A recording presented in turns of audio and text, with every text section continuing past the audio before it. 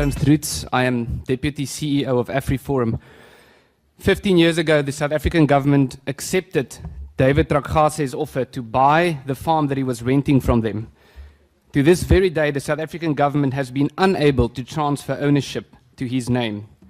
Earlier this year, Akkerland Boerdery was served with an injectment order by the Minister of Rural Development and Land Reform and told that they had 7 days to vacate their farms at a compensation of 10% of market value.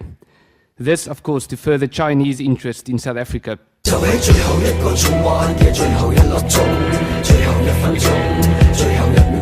place where you can evolve your own perspective to include the challenge to that notion, to where your dogma can be widened or even suspended. Well, I would say the answer to that is we take a very strong stance of being consistent, and we actively and repeatedly condemn, for example, white racism. You would see many AfriForum press statements condemning white racists. The problem that we have is we are frequently in debate with people or organizations who have a one-dimensional view, who only believe that one group can be racist. You don't wanna fuck with me. Got the police busting at me, but they can't do nothing to the possess land through wars of conquest. So it cannot be today that we are only discussing outputs and not the inputs.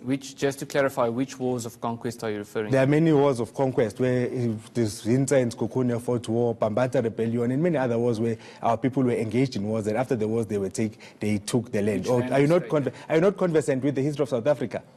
Maybe that's the problem. I disagree with the ANC's version of the history of South Africa. No.